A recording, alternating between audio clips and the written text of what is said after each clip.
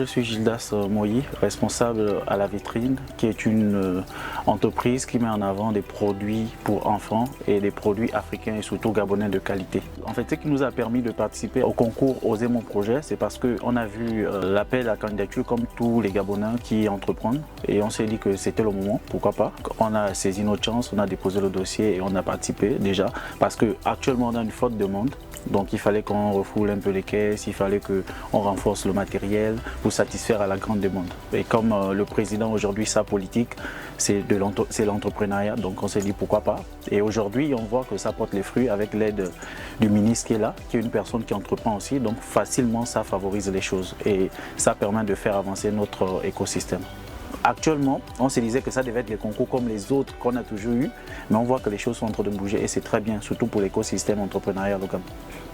Aujourd'hui, on remercie le ministre parce que c'est grâce à elle que nous sommes là aujourd'hui et que avant, les concours au Gabon, c'était difficile, c'était toujours des enfants d'Etel. Et aujourd'hui, on a vu que beaucoup de Gabonais ont bénéficié de ce programme. Donc, je remercie le ministre et que j'espère qu'elle sera toujours là parce qu'on a commencé un travail avec elle et qu'on veut bien terminer ce travail qu'on a débuté. Donc, j'espère que peut-être sur les prochaines nominations, elle va faire partie de l'équipe. Donc, je remercie le ministre pour tout ça. Et à La Vitrine, aujourd'hui, il faut savoir que nous sommes peut-être le premier grossiste gabonais. Donc on essaie d'exercer dans tout ce qui est goûter d'enfants. Donc au lieu d'aller faire les courses chez les gros détaillants, on vous exhorte à venir chez nous. Donc vous allez trouver les produits qui commencent à partir de 50. On a des produits qui démarrent à partir de 50. Donc pour ceux qui prennent des cartons, il y a aussi des prix qui sont vraiment faits, taillés pour eux. Donc il y a aussi les produits africains où nous sommes des premiers à faire venir ça au Gabon. Donc on essaie de commercialiser aussi dans les grandes surfaces. On travaille aujourd'hui avec plus de 28 magasins dans le Grand Libreville.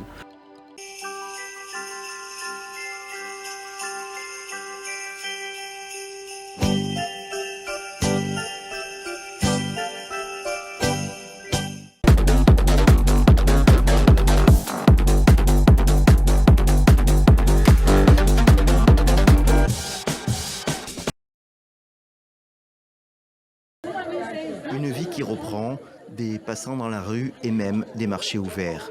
Le calme est revenu à Uvira selon plusieurs témoins.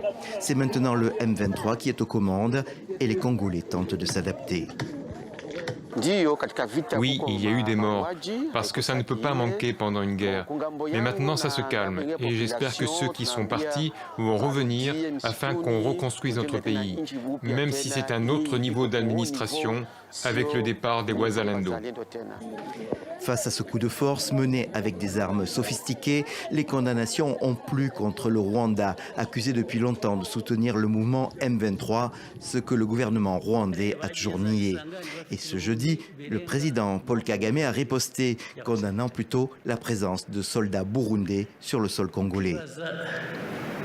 On peut s'étonner de comment une si grande force burundaise peut entrer au Congo.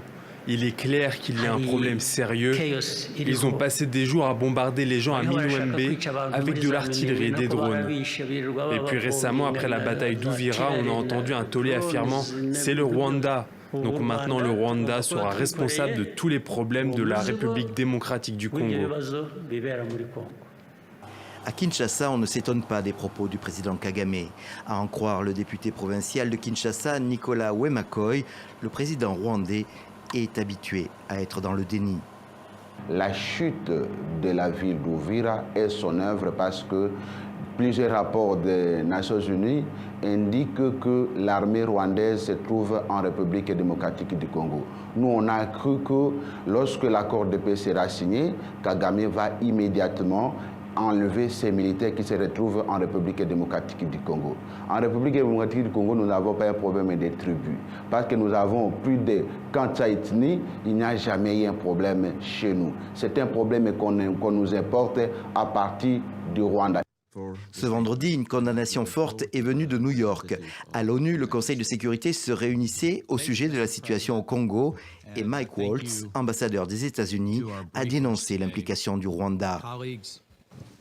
Ces derniers mois, le Rwanda a déployé de nombreux missiles solaires et d'autres armements lourds et sophistiqués dans le nord et le sud Kivu pour aider le M23.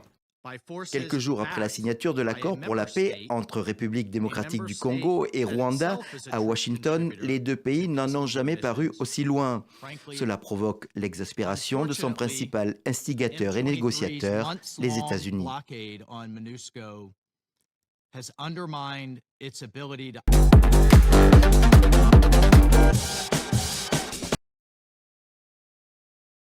Entre 7h et 8h, le temps que ça se remplisse bien. Ce vendredi, Adenil et ses camarades se sont réunis pour peaufiner les derniers détails de leur événement. Plus jamais ça, un rassemblement de la jeunesse béninoise pour s'opposer au récent coup d'État déjoué et prôner la paix dans le pays. Super. On a formé une petite équipe, notamment avec le président de la faculté de droit et de sciences politiques. Et après, on a eu aussi différentes parties prenantes, plusieurs jeunes qui se sont ralliés à la cause et qui ont bien voulu nous aider. On a pensé que c'était important que la jeunesse se mobilise pour vraiment s'indigner face à cette situation. Plusieurs personnes sont mortes dans cette tentative de coup d'État. Les violents affrontements qui ont opposé les putschistes et la garde républicaine devant la résidence du président Talon ont fait des victimes des deux côtés. Enfin, ce serait important qu'on fasse une minute de silence en la mémoire des victimes. Ce samedi, dès 6h du matin, des dizaines de bus étaient affrétés pour conduire les étudiants place de l'Amazone, au cœur de la capitale Cotonou. S'il vous plaît, ceux qui ont déjà émargé, mettez-vous de ce côté. Les étudiants issus de différentes filières ont répondu présents. Le départ se fait dans une ambiance festive.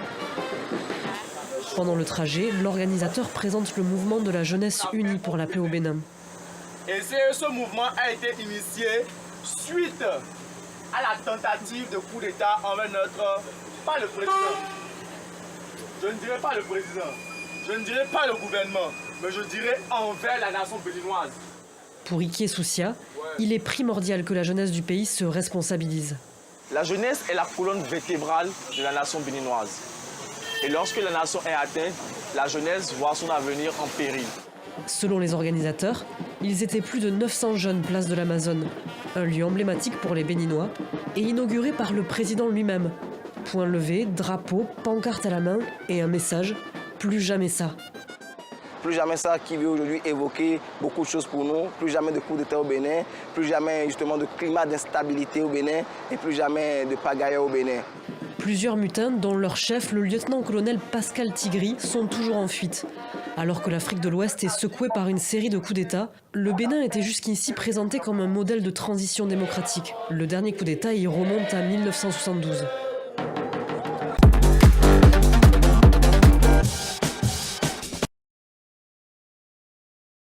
Cette première journée, j'ai pu suivre le parcours de 2 des 7 candidats retenus par la commission électorale. Il y a d'abord eu Anissé Georges Deleguélé, tête de file de l'opposition, qui a fait du porte-à-porte pour rencontrer les habitants des différents quartiers de la capitale dès ce matin. Vous allez le voir sur les images, c'est quelque chose qui n'a pas manqué d'animer les rues de Bangui.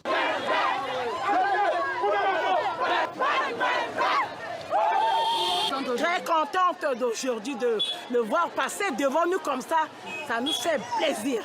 Et c'est ici, dans le plus grand stade du pays, le stade 20 000 places, que l'actuel président, candidat à sa réélection, Faustin Archange Touadéra, a décidé de débuter sa campagne. Vous pouvez le voir tout autour de moi, ils sont des centaines de personnes, surtout des partisans, à avoir fait le déplacement. Certains, comme Saturin, que j'ai rencontré ici, responsable au sein de l'association Rassemblement et Soutien à Touadéra, prépare cette journée depuis maintenant 3 jours. C'est depuis hier que nous sommes là, on a préparé le terrain. Aujourd'hui, cette campagne, c'est une campagne de la joie parce qu'il y a la paix, il n'y a pas de désordre. Il y a du monde, il y a de l'ambiance et nous sommes là.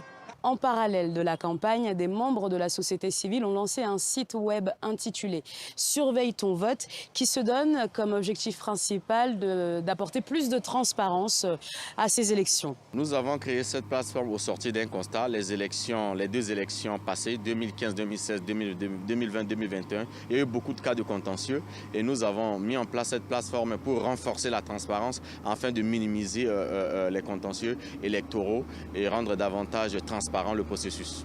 Les candidats députés ont eux aussi commencé à faire campagne à Bangui, mais aussi en province. Ils ont tous à présent 2 semaines pour mobiliser absolument tout leur soutien. Pour rappel, les Centrafricains vont devoir voter le 28 décembre pour 4 scrutins différents en même temps, présidentielles, législatives, régionales et municipales. Une première dans l'histoire du pays.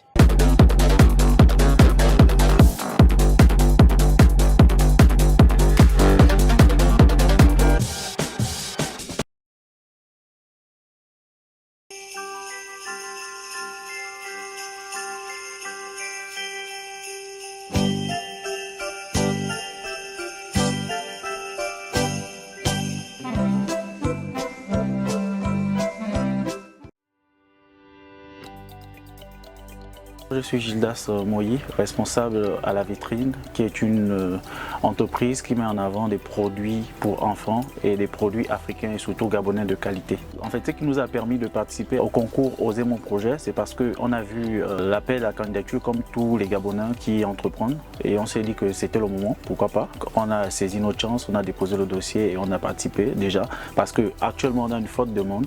Donc il fallait qu'on refoule un peu les caisses, il fallait qu'on renforce le matériel pour satisfaire à la grande demande. Et comme le président aujourd'hui, sa politique, c'est l'entrepreneuriat, donc on s'est dit pourquoi pas. Et aujourd'hui, on voit que ça porte les fruits avec l'aide du ministre qui est là, qui est une personne qui entreprend aussi, donc facilement ça favorise les choses et ça permet de faire avancer notre écosystème. Actuellement, on se disait que ça devait être les concours comme les autres qu'on a toujours eu, mais on voit que les choses sont en train de bouger et c'est très bien, surtout pour l'écosystème entrepreneurial local.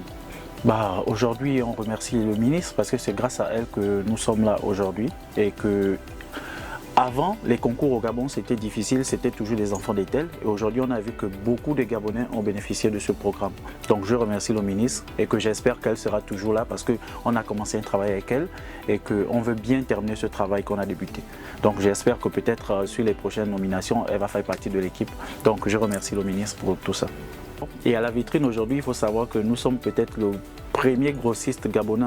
Donc on essaie d'exercer dans tout ce qui est goûter d'enfants. Donc au lieu d'aller faire les courses chez les gros détaillants, on vous exhorte à venir chez nous.